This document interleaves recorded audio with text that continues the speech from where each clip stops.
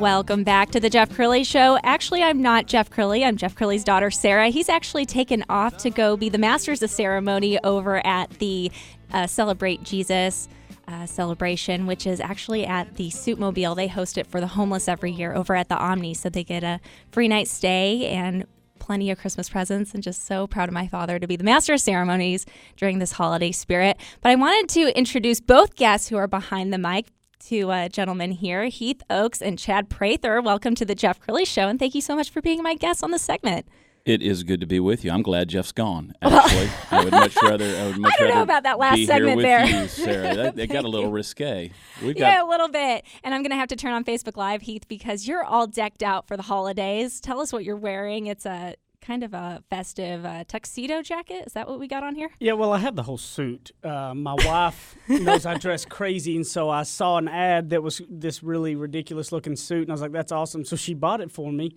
I don't know if she's trying to get rid of me or what she is, just trying to make me look dumb, but it's great. And I got the whole suit, the tie and all, but I didn't want to bring it all out. Oh, we love Jenny. She's a great fan of the show and a friend of the show also. And so we had a holiday ugly sweater party, and so I don't know why we didn't go in those ugly tuxedos. Suits. You gotta get the ugly suits. I don't know how familiar you are, Sarah, and I'm getting more and more familiar with his wardrobe. But this is the sharpest dressed guy in Dallas, Texas. All of his suits custom. Nobody has any suits like Heath Oakes. And his tailor, she's awesome. Custom suit maker. Yeah, he gave my number to her, so she's called a couple of times, and I'm almost intimidated to call her because this is what I dress like right here. I've got this pullover and a baseball cap on, and I don't even know if I can pull that off, get anywhere close to it. I mean, I think you just need to surprise him one day and just show up and I'm dressed as Heath Oakes. Don't be scared. Okay, well, let's get started here. Heath, I know you have a book coming out, and can you give us a little bit of your story? And your book is Ignorance on Fire. I love that title. Yeah, well, it's funny because a lot of publishers wanted me to change the title. That's why I ended up going with the one I did, because they were going to be all right with the title. But it's Ignorance on Fire, A Journey of Failing Your Way to Success.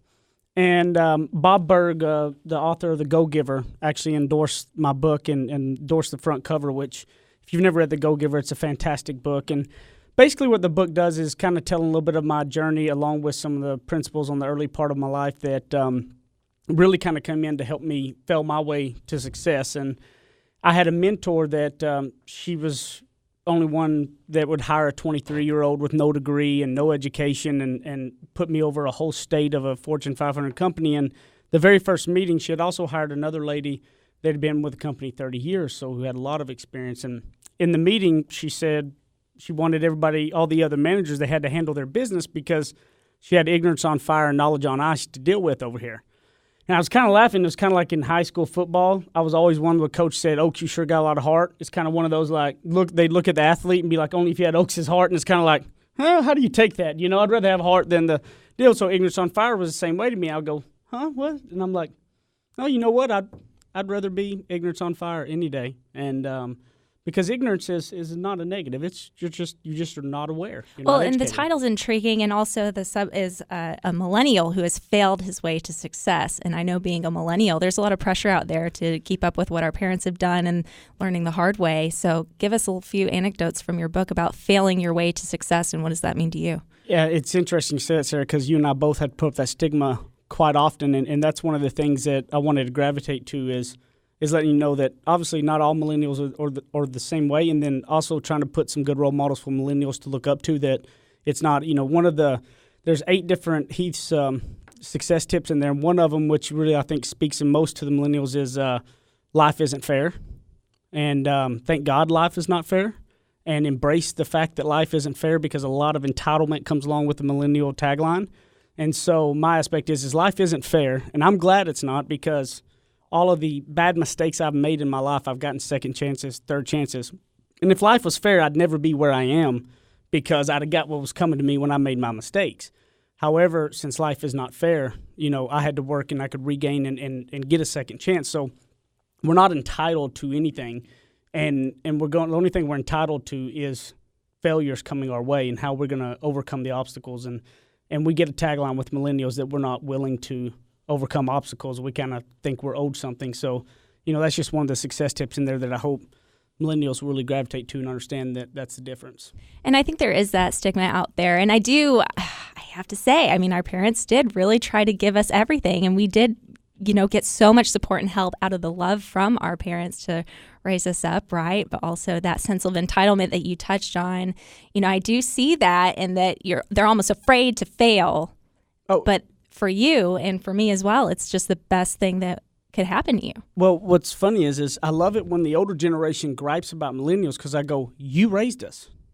You developed us. I go, I'm a millennial on paper, but when you put all the deals, I'm not, because my dad raised me differently. My dad didn't give me everything. My dad taught me right from wrong. And what's funny is having Chad here is that we were just talking about it, how he gets, because he does a lot of stuff around, almost the same message we both almost kind of preach. He obviously is just much more famous than I am, and more people know him, but we were just talking about it a while ago. On what were you talking about, the failing your way to success? You were talking about the video when you post them. One of the videos that I've put out, and I've put a couple out, about teaching your kids to fail, and a lot of people balk at that title. They don't like the idea of, are you telling your kids that they should go out and fail? That's absolutely not. It's an attention-getting title that basically says your kids are going to fail.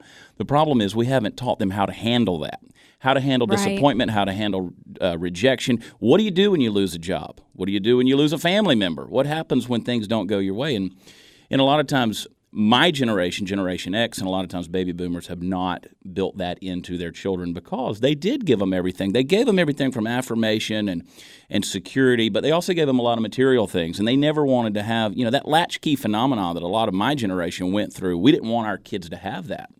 So, I've got late millennials. I've got a 19-year-old, and we wanted them to have happiness and success in life, but we also wanted them to have the word no exercised in their life from time to time, and how to handle that. So, I love Heath's title because, failing your way to success and ignorance on fire and those things, it's a genius concept, because now people are saying, what does this guy mean by that? And that's why I said, teach them to fail. And a lot of folks, they're like, oh, how dare you ever suggest that my child is ignorant or that they would ever fail in life. But guess what?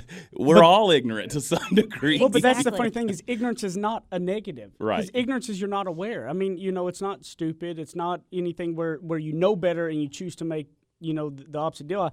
I tell them it's kind of that life being fair thing. It's prepared, life, you don't win all the time in life. So why set your kid up to they get a participation trophy for it? I always said when I have a daughter, I'm going to have a daughter in May. And congratulations. And thank you. And I'm excited about it. And I'm excited more so that I go, if she wants to play softball or anything like that, and they don't have leagues where people win and lose, I will create my own league before my child goes into something and get participation ribbons. Because my dad, I got disciplined as a kid when I've won a baseball game and losing a baseball game, because I was bragging too much when I won, and I was pouting when I lost, and I learned 2 life lessons there. How you handle it when you win, how you handle yourself, and when you lose, suck it up. They were better than you. There's no ifs, ands, and buts about it. Work harder next time, and you're going to get it. And those were key. And I think that if I would have got a participation trophy for everything, life could have been very different for me. You were trying to have a baby. Absolutely. Right? How many times did you try to have a baby and failed? And yet it was still a great experience for you. You learned from it. That's true. You said, you know what? I want to try this again. I failed my way to success on that one, too. I've been failing before you were born. yeah, exactly. Perfect. No, what you're touching on there, though, just to be motivated from failure. So let's unlayer that a little bit. When you failed, did you feel that sense of defeat, or were you motivated by that failure to drive harder? Well, I know from my perspective, I failed a lot. I've always said one of my mottos in life is I'm a poor chooser. So I've always said in my prayers, God, you choose for me, because I know that when I choose my direction, it's ultimately going to be the wrong one. I'm 44 years old. My life has been made up of a series of mistakes, a lot of things, and yet I've still had success through all of it. I've hit rock bottom many, many times and been able to climb out of it. And I've got a life philosophy that helps do that. And it is a process that you walk through in failure.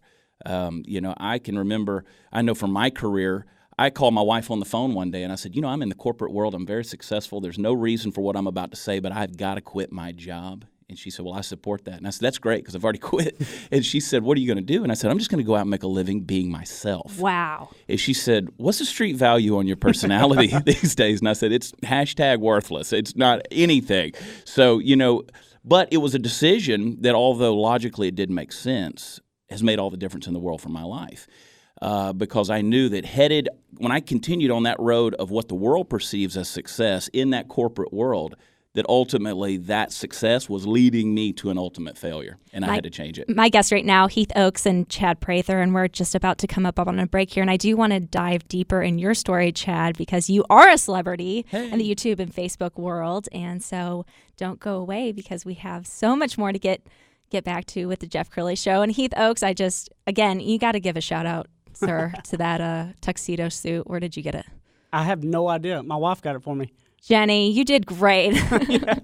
We'll be right back on the Jeff Crilley Show.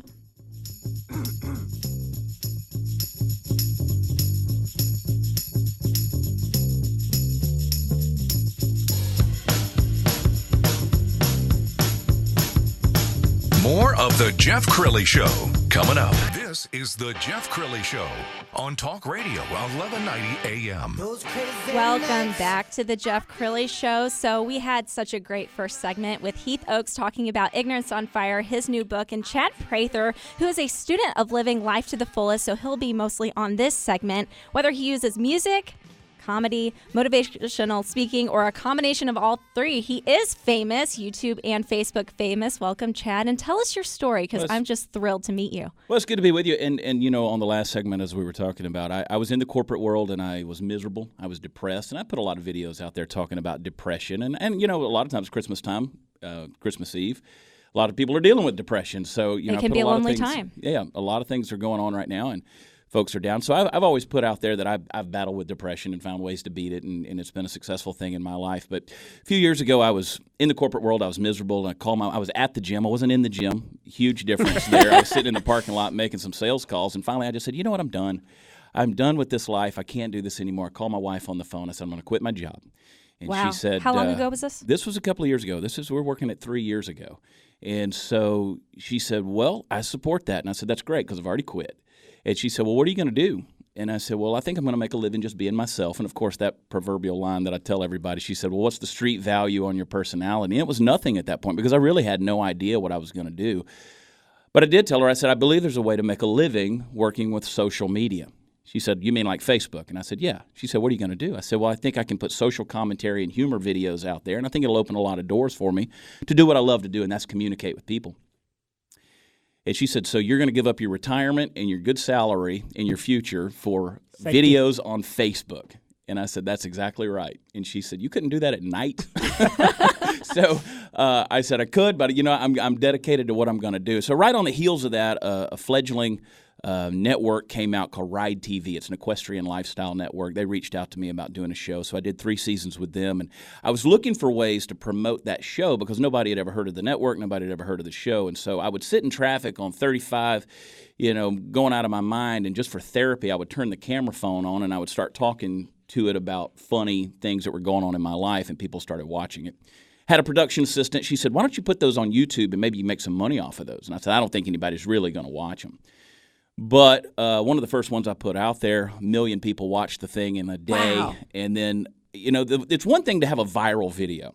And, my parents who are in their mid-70s, they have no idea what the internet really does. So they don't really know what I do for a living. So my mother called me a number of months ago, and she said, Chad, I'm concerned. I said, why? And she said, because someone came to me at church 2 weeks ago and said, have you heard? Chad's gone viral. And she said, well, Mom, I said, Mom, they're talking about my Facebook and my Twitter. And I didn't realize how vulgar that sounded. Yes. When I said that to a 74-year-old lady who had no idea what social media really is all My son's gone about. viral. Yeah. I said, it's my Twitter, Mom. She said, you're 43. You don't need to be touching your Twitter anymore. And your Twitter went viral. Yeah, viral. I don't have the nerve to tell her about my Snapchat. Yeah. But so they have no concept of what you do, but it's one thing to go viral one time with a video, but we've managed to do it. I've managed to do it about 150 times now. Wow. And so tell us divulge the layers. So Yeah. what are your topics and what is your inspiration? What are you talking about? Sometimes it's random stuff. What my idea, my pattern has been the old observational humor of somebody like Will Rogers. And a lot of people have called me a modern-day Will Rogers. That's a heck of a moniker. I mean, it's an incredible honor to be called that. I don't see myself as that at all.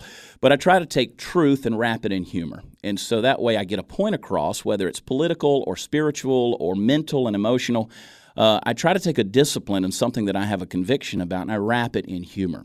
It's I'll do about 3 videos that are completely random that are just funny, just random thoughts from my brain on an observational topic, whether it's men who don't pull their pants all the way up and walk around with their pants sagging, or women that... Well, what's funny, you can talk about his topics of how he and I linked up together. Right. We linked up at a charity deal, but I'm sitting there one day because I obviously have a redneck accent, and being in the business world, it always comes off as I'm dumb. Immediately, that's what a redneck accent really kind of puts off to people. And I've always loved that stigma because I just get up on them really easy. That way, if they think that I'm easy to get on. And it's funny because all of a sudden one day, I get tagged by like everybody I know.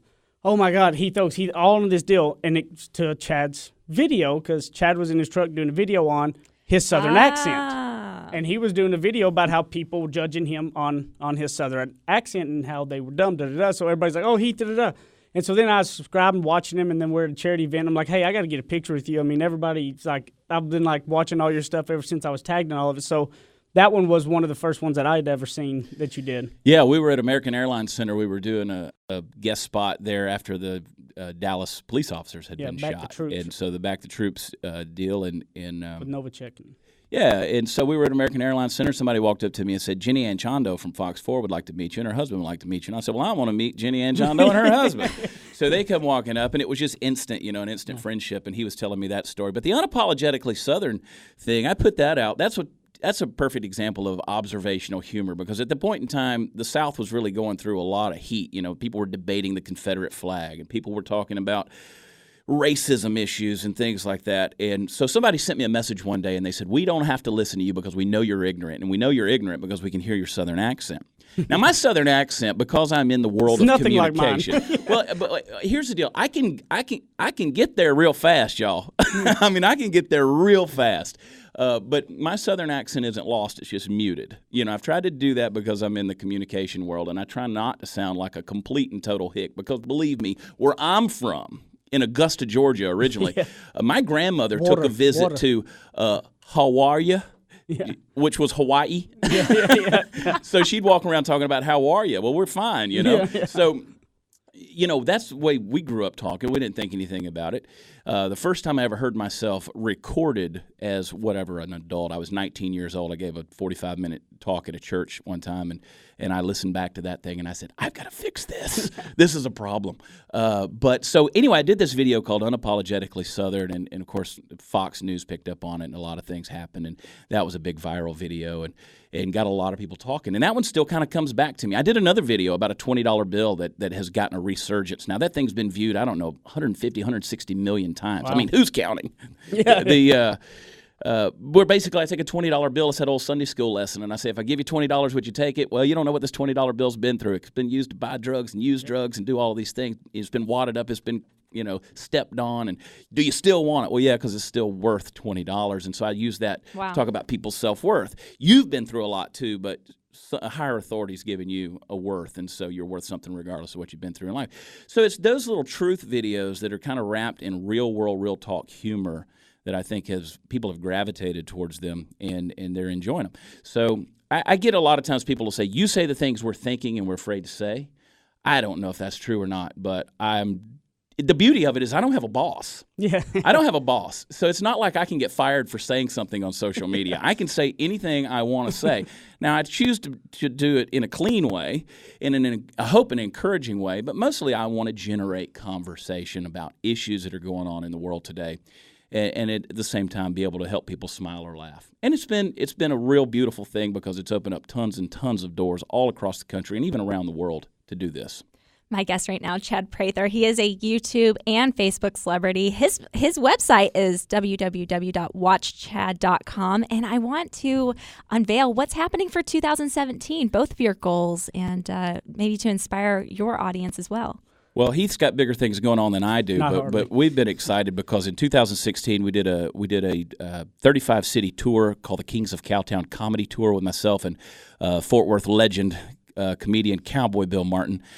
We did 35 cities. Almost every single one of them sold out or oversold. And so we're going to continue the Kings of Cowtown tour into 2017. We'll kick that back off the end of January, and we're going to get it all across the country. We're hoping to do at least about 50 dates this year. So wow, You're busy. We're out making people laugh. That's what we hope to do. And then we also have an organization that Cowboy Bill founded 5 years ago called Cowboys Who Care, where we go to children's clinics and hospitals and we put cowboy hats on kids that are battling cancer and other life-threatening illnesses. And to date, we've given away 6,000 cowboy hats across the country. So we do laughs at night and smiles in the daytime, and that's kind of what we enjoy doing. So cowboyswhocare.org, if anyone's interested, that's another opportunity for people to get involved, and that's what we're excited about. That's huge. And what about you, Heath? You know, for me, I have a career that I'm in that in the insurance business and things, and have a great team that I'm leading. And I've been 2.5 years on this book, and I really wanted to put the book out just to, if there's anybody that reads it and it helps them on their journey, then I've achieved my goal. And so if you want to go to Ignorance on Fire, you can find me anywhere on Facebook and Twitter and all that, Ignorance on Fire. And I have the book launch date coming out, the book launch night. It'll be in Addison, and probably be February the 2nd, but it'll be all released out on that. And will there be alcohol at that party? More than likely, absolutely. Okay. Because if not, I'm bringing some. Yeah, absolutely. And so everybody can come. Everybody be welcome. We'll have books there, have a little bit of fun, and and have the book out. But I'm hoping that if anybody can pick it up and likes it, and it changes something and helps them in the journey, then I've been successful with it. And it's on Amazon. It's on Amazon.com right now for pre-order. Ignorance on Fire, and you can download the Kindle version and all that. And the audio book will be out by February also. Well, thank you so much, Heath and Chad. And we want to have you back just probably mid-year 2017 to catch up with y'all. And thank you so much for tuning into the Jeff Crilley Show. We'll see you next weekend. See you guys.